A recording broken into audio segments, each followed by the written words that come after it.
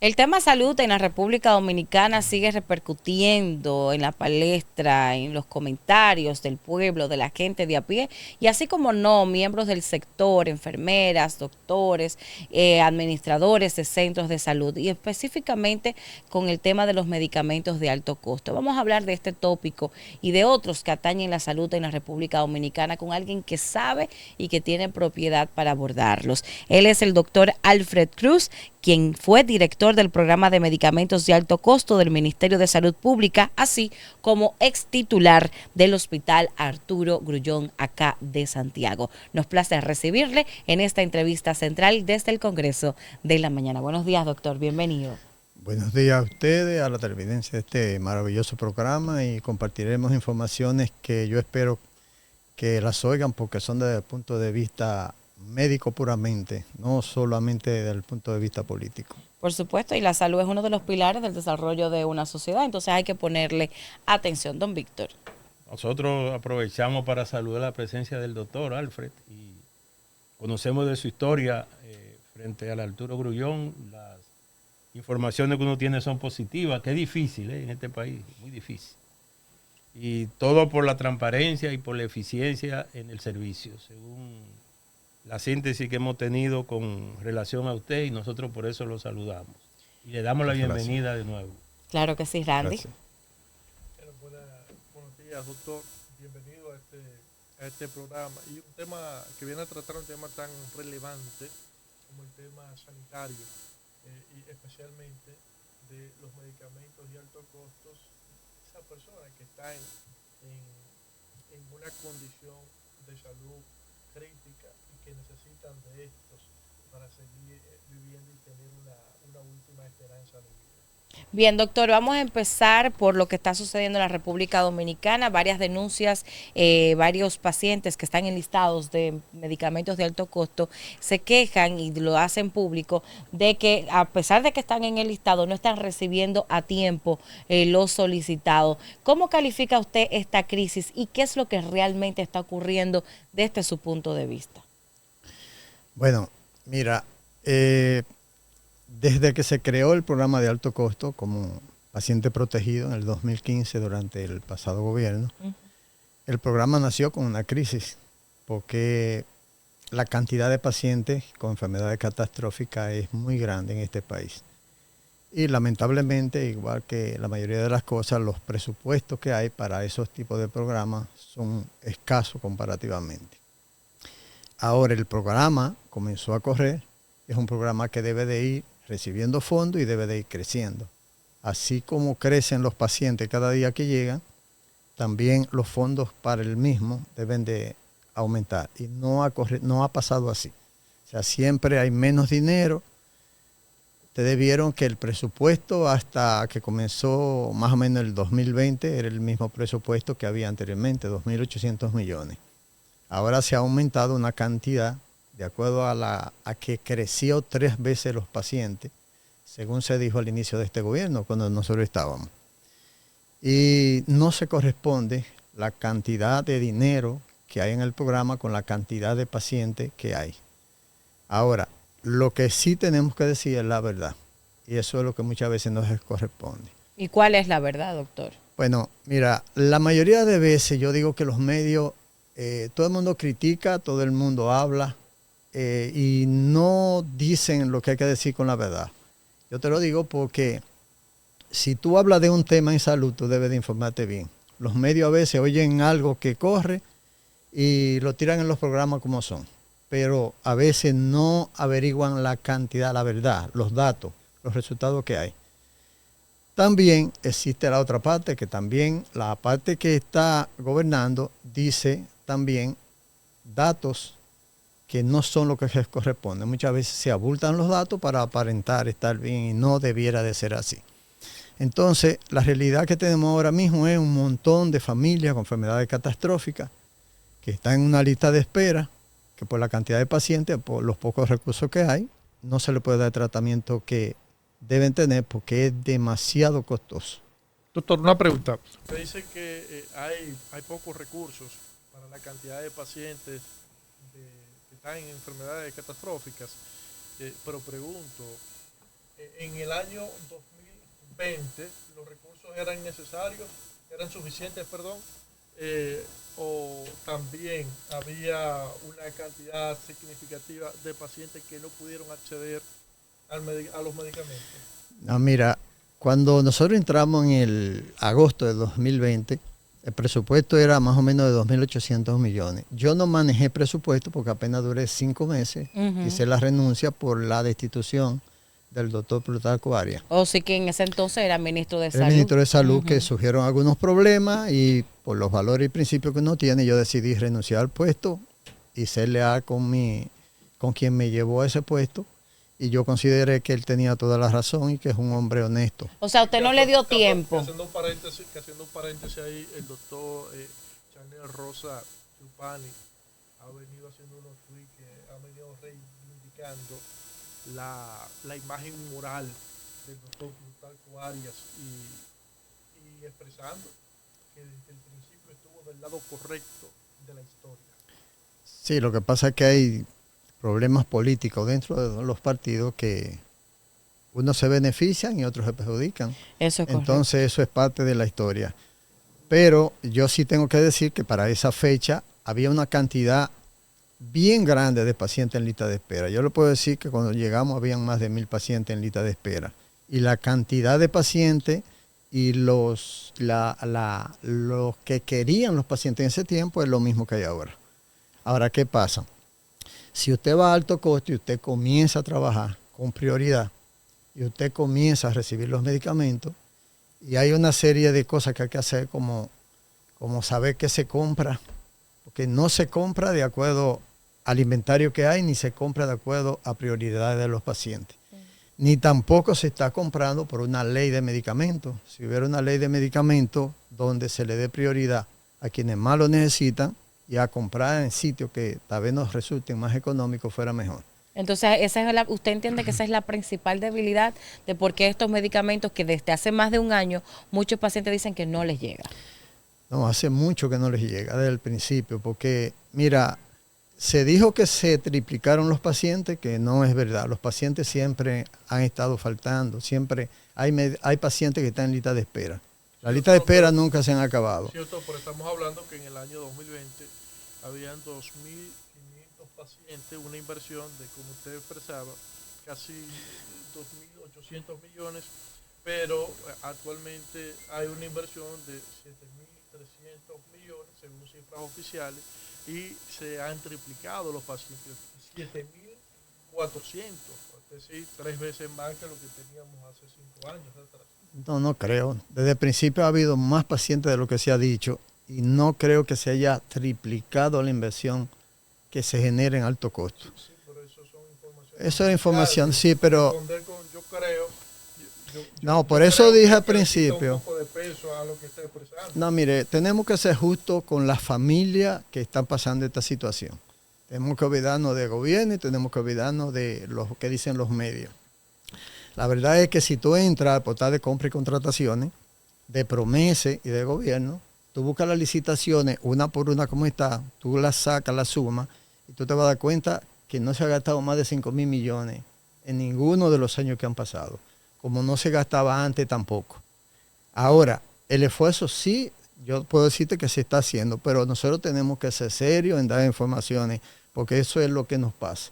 Todo el mundo viene a una pantalla de televisión y dice, que esto. No, hay que sustentar las palabras que uno dice, hay que sustentarlas en datos, tanto oficiales como los que existen realmente. Pero estamos sustentando en datos oficiales, doctor. Si quisiera decir otra cosa, yo hago otro tipo de investigación y lo contrarresto también con otros datos alternos, pero investigados. Ok, mira, el presupuesto en 2020, que fue cuando nosotros entramos, era más o menos de 2.800 millones. Ahora, en 3 años después de eso, se han gastado de 5 a 6.000 millones en las compras de licitaciones. Por lo menos en lo que figuran los portales de compra. Ahora, si han dado otro tipo de dinero para comprar más medicamentos, ya eso habría que averiguarlo.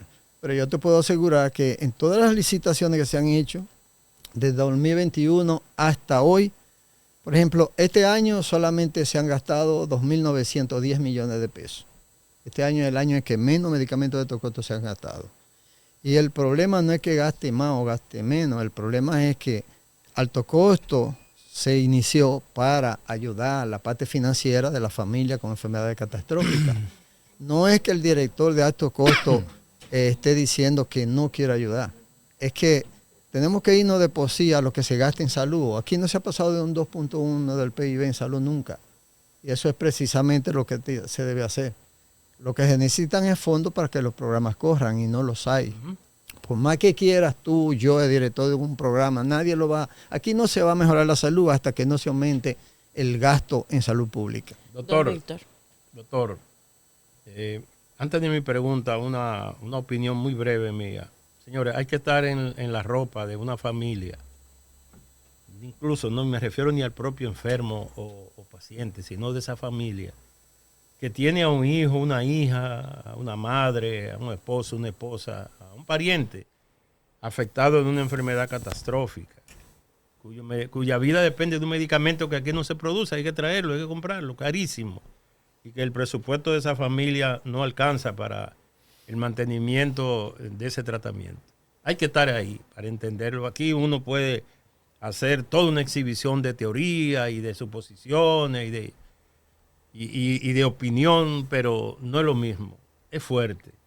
Mi pregunta, antes de que usted sé que va a decir algo respecto a esto, doctor, para estar en esa lista de espera, ¿cuál es el proceso? No, mira, cuando un paciente se le diagnostica una enfermedad, sea de un hospital, sea a nivel privado, alto costo solicita una serie de documentos que se consiguen normal, sin mucha dificultad. ¿Documentos? Sí, documentos propios, por ejemplo, el historial clínico, la indicación del médico, la receta del medicamento que se va a tomar.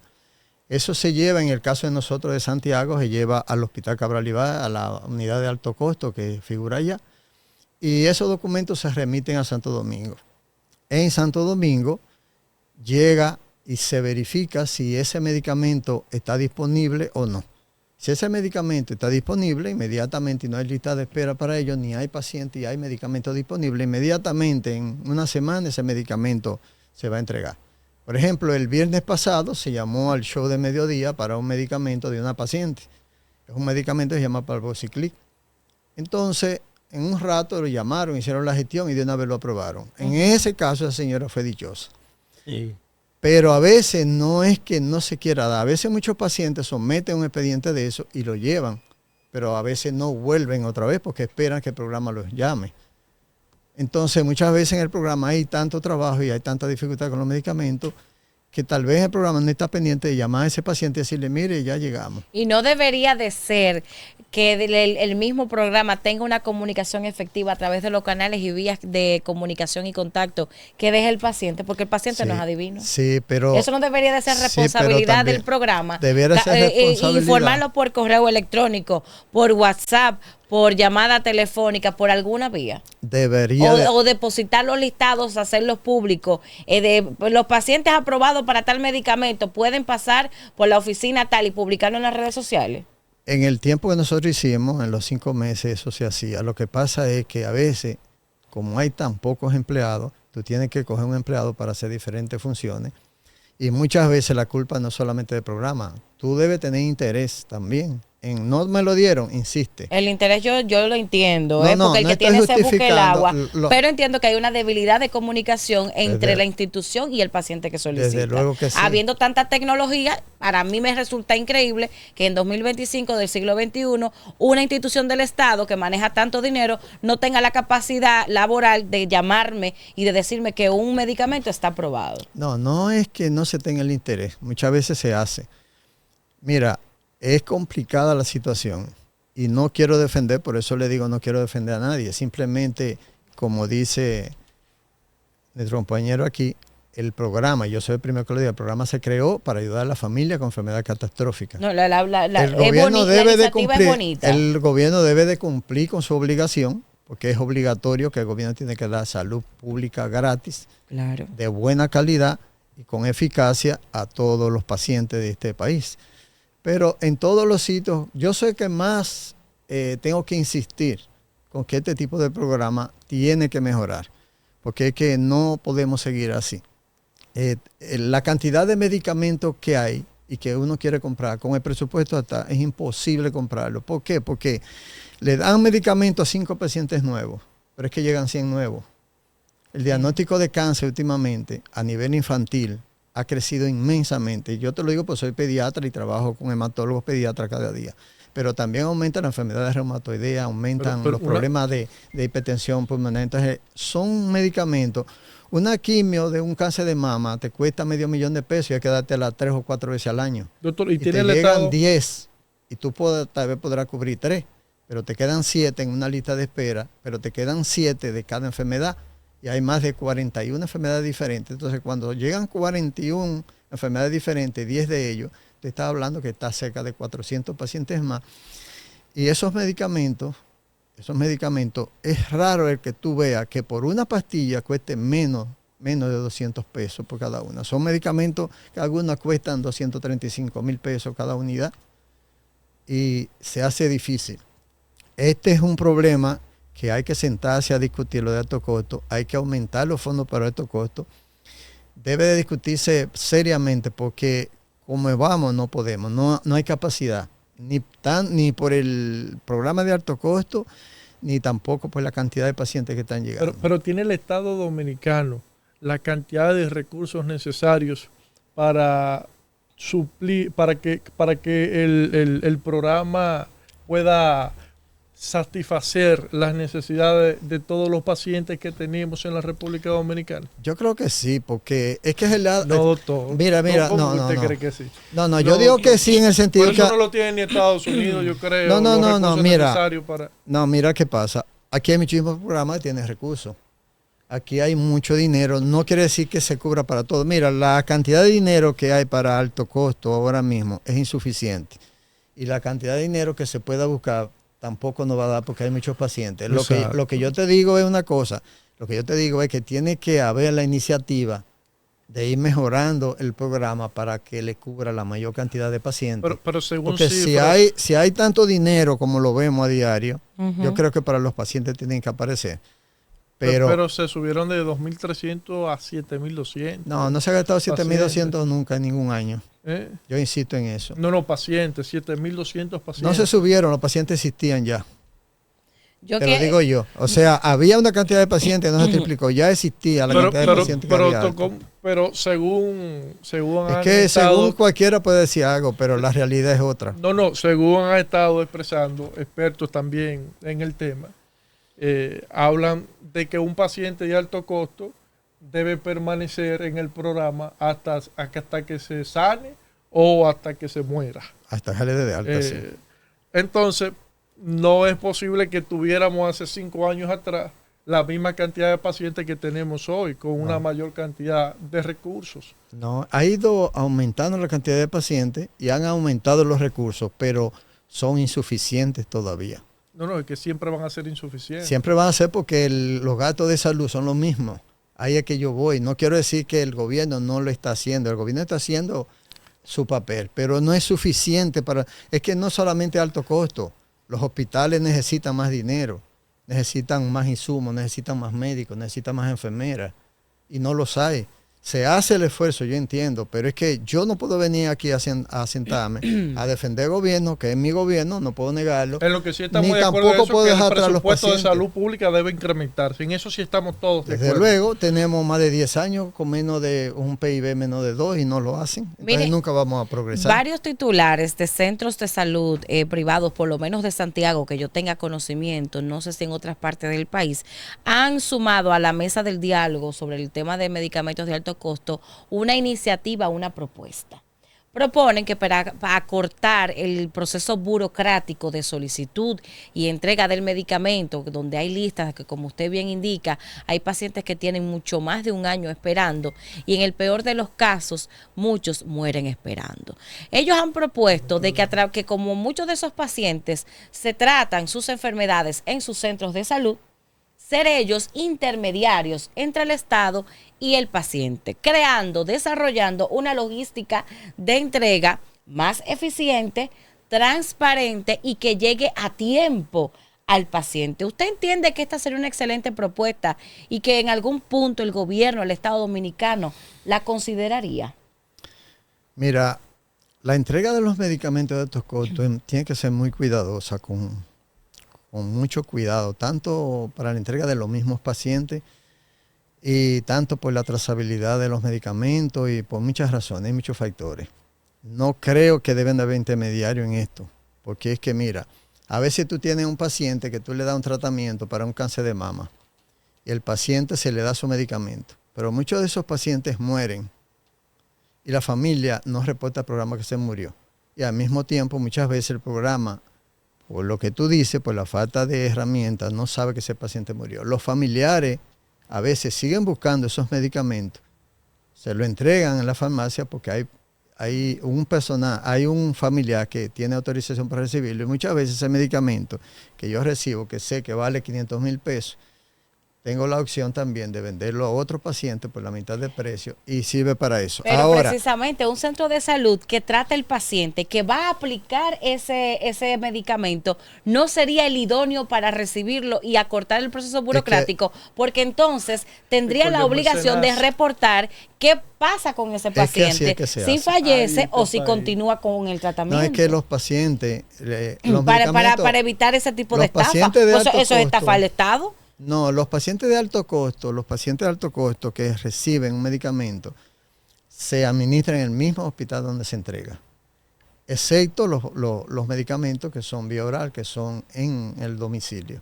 Pero una de las condiciones que tiene el programa de alto costo es que esos medicamentos se pongan. Si usted tiene una enfermedad que se trata en el Cabral Ibáez, usted va a ir a ponerlo con el paciente, con el médico que trata a ese paciente y se lo pone en el mismo hospital. ¿Y los que no se tratan en el Cabral Ibáez? No, esos son todos los pacientes que de otro sitio van a Cabral Ibáez. Una de las quejas que hay muchas veces es que un paciente va a un hospital y porque no tiene una unidad de quimioterapia no se le puede poner en otro sitio.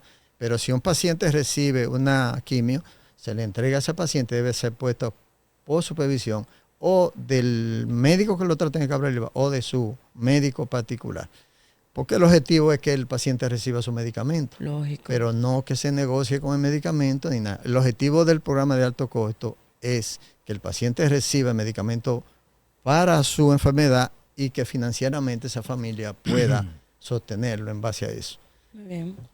Nosotros estamos conversando con el doctor Alfred, quien fue titular de la Dirección de Medicamentos de Alto Costo, también exdirector del Hospital Arturo Grullón, el Hospital Infantil Arturo Grullón de aquí, de nuestra ciudad de Santiago, que acoge niños de Santiago, pero también de toda la región del Cibao, porque es un hospital infantil regional. Don Víctor. Mira, por último, digo de mi lado, ¿verdad? Sí, por último, el doctor Alfred Cruz no tiene responsabilidad en nada, ni tiene decisión para disponer ninguna medida, porque ya él no está en el puesto que sí tuvo por apenas 5 meses. Él lo que está haciendo es uso de su experiencia y su condición profesional para tocar un tema tan neurálgico como lo es este. Y yo reitero, señor, hay que estar en la familia que tiene un caso. Yo conozco casos y la situación es terrible. Si no se la buscan por otro lado y buscan padrinos, se muere no solo el paciente, sino la familia también del sufrimiento. Yo soy de lo que cree, doctor, y con esto paso a usted, de que, y se puede ir para atrás el que quiere y me puede caer a pedradas si quiere. Nunca yo entendí ni apoyé con la sombrilla el 5% para la educación. Yo no. El 4%. No. Yo creo que es la salud que requiere ese presupuesto. Yo siempre he sido de esa posición. ¿A quién te le va a dar clase muy bien si se te mueren los muchachos? Porque no hay cuarto para la salud o para la familia. Entonces, pero nada, ellos saberán, como decía mi mamá. Mi pregunta, doctor, ¿qué hacer? Bueno, mira, la salud dominicana no va a avanzar ni va a mejorar hasta que aquí no iniciemos una estrategia que se llama atención primaria. Si aquí no hay atención primaria, no vamos a avanzar. Hay muchas cosas que tú puedes decir hemos mejorado, pero deberíamos estar mejores. Somos de los países donde tenemos peor gasto en salud. Somos de los países que tenemos la mayoría de % de mejores cosas de salud. Estamos muy atrasados. Tenemos enfermedades que deberían estar ya erradicadas y todavía las hay. Y a pesar de que hay la buena intención, con eso no basta. Nosotros debemos de crear ese programa, debemos llevar salud a los campos, a las comunidades, debemos de capacitar a las personas que están allá y debemos dejar que la medicina curativa que estamos haciendo ahora sea la que pase en un segundo plano. Doctor, y una última pregunta.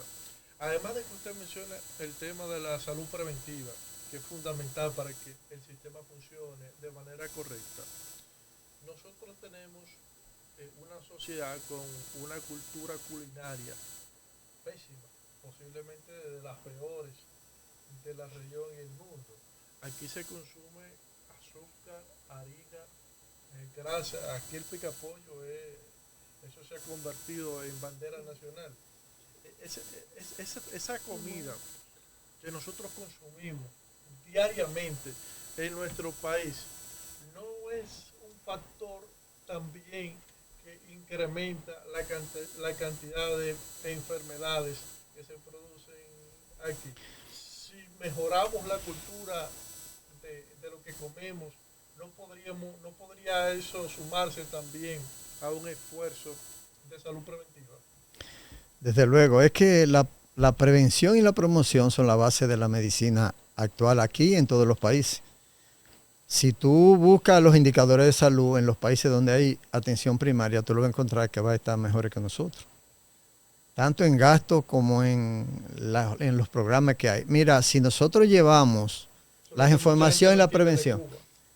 Bueno, Cuba, si tú ves los números, mira, yo soy de los que digo que los resultados, tú tienes que hacer un programa anual en base a los resultados que tú tienes y en base a la realidad.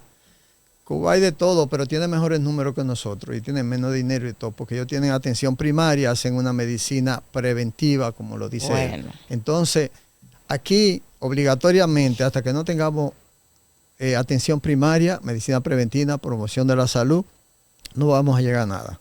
Ejemplo, mira, el dengue es una enfermedad muy difícil de manejar. Nadie quiere manejar un dengue por la facilidad que tiene de morir el paciente.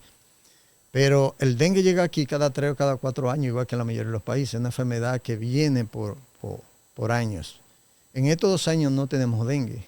No hay por qué manejar dengue. Tú lo buscas en la clínica privada, en los hospitales, hay poco dengue. ¿Qué es lo que tenemos? Eso es correcto. ¿Desde cuándo? Según las cifras oficiales. No, este año no muerto pacientes, pero en el año 24 murieron 12 pacientes. Y en el 23 murieron... Incluyendo niños. Y en el 23 murieron 62. O sea, en los últimos 9 años el dengue aquí tiene 266 muertes. Y te lo digo, pues esas son las cifras oficiales de la Dirección General de Epidemiología. Porque yo no voy a venir a un micrófono aquí a decir cosas que no son. Entonces, te digo esto porque ¿qué es lo que nos toca en estos 2 años? Nosotros deberíamos estar metidos en todos los hospitales, en los clubes, en todos los sitios, haciendo prevención, enseñando a evitar los criaderos de mosquitos. Debiéramos estar dando conferencias de Chile y el Ministerio de Salud Pública debería tener una comisión andando hospital por hospital, enseñando a los médicos al manejo del dengue. Que yo me atrevo a decir aquí que la mayoría de los médicos no saben manejar un dengue cuando hace una crisis como la que hace. Y por eso nosotros tenemos una cantidad de muertes todavía. El dengue es un tratamiento muy barato, solamente líquido. Pero tenemos que saber cuándo poner líquido y cuándo quitarlo. Y ahí es que está el problema del dengue. Yo siempre recuerdo al doctor Julio Cabrera que siempre dice eso. El dengue se maneja con agua, pero hay que saber ponerlo y quitarlo. Ahí es que está la clave del dengue. Entonces, en estos 2 años aquí, tú oyes anuncios en la televisión y tú oyes algunos grupos de las direcciones provinciales que están en algunos barrios haciéndolo, pero no como debería hacerse. Hay que capacitar personal médico, de enfermera, hay que ir a los promotores de salud, que hay muy poco, y hay que ir a los barrios, a los clubes, a los comités de madres, enseñarlas sobre cómo evitar los criaderos de mosquitos, para que cuando nos llegue el año que viene, 27-28, que va a venir otra vez la crisis de dengue, estemos preparados para eso y evitemos las muertes que hay. Demasiada muerte por dengue tenemos, no deberíamos tener nada. Como ustedes mencionan, Cuba es pobre, no tiene nada, pero Cuba no tiene muerte por dengue. Y eso es lo que debemos de imitar. Excelente reflexión y recomendación que usted hace. Qué bueno que la haga aquí con nosotros en el Congreso de la Mañana, hablando de medicamentos de alto costo, presupuesto de salud en la República Dominicana y terminando con un tema que ha afectado y que de manera muy particular le puedo decir que el año pasado le falleció la hija a un colega muy querido por nosotros. Y es un tema que cuando se menciona dengue es imposible que como ser humano yo no me remonte a esa situación. Cada vez que yo veo a José Adriano Rodríguez, me da como una cosa que yo quisiera. Caramba. Un periodista muy reconocido. Sí, muy querido por todos. Su niña, que yo te llegué a acariciarla un día. Sí, es difícil, doctor, es difícil. Así como él, otras tantas familias que perdieron sus seres queridos por esta enfermedad, que como usted bien indica, se puede abordar mejor con la capacitación oportuna de nuestro personal médico en República Dominicana. Ay, no solo el personal médico, mira, aquí hay una negligencia, una dejadez por parte de la familia también grande. El dengue no se juega, el dengue no se espera 2 días ni 3 en la casa, el dengue hay que llevarlo. Por eso es que hablo de la atención primaria. Cuando un paciente va a tiempo a un hospital y se maneja a tiempo, ese paciente no llega a una crisis de un dengue. Recúseme que no quería intervenir de nuevo, pues dije de último y ya nos están pidiendo. Pero el hijo, un jovencito, que eso me traumatizó a mí también. De Germán Domenech. De Germán Domenech, el macho, fue terrible. Murió también y a él lo llevaron a tiempo. Sí. Lo llevaron a tiempo ahí al Homs, porque vamos a hablar claro. Sí, pero mire, hay muchos factores que tienen que ver con las muertes de las personas, con las diferentes enfermedades. Es que todo el mundo debe actuar en conjunto y todo el mundo debe de hacer su parte. Si se llega a tiempo y usted la parte la cumple y por otras razones, porque de alguna forma no solamente es negligencia médica. Y yo se lo digo porque yo soy pediatra, trabajo en hospitales públicos, trabajo a nivel privado. Y la mayoría de veces los pacientes también llegan tarde y eso no se puede negar. ¿Por qué? Por ignorancia, por la falta de promoción, la falta de prevención que hay, porque desconocen qué es una cosa que otra. Y también, como le dije, tenemos que enseñar a los médicos el manejo del dengue porque es una parte que yo creo que está faltando dentro de esta enfermedad. Tenemos que evitar llevar muerte a las casas y si todos ponemos de nuestra parte, tanto la familia como los médicos, como el personal, el gobierno, todo el mundo, el objetivo es que todas las enfermedades disminuyan y no tengamos muerte. Gracias al doctor Alfred Cruz, quien fue titular de la Dirección de Medicamentos de Alto Costo, así como del Hospital Infantil Arturo Grullón, por arrojar tanta luz y sus impresiones acerca de estos temas de salud que atañen en la actualidad a la República Dominicana. Hacemos pausa en el Congreso de la Mañana y al regreso más de nuestro contenido. Volvemos.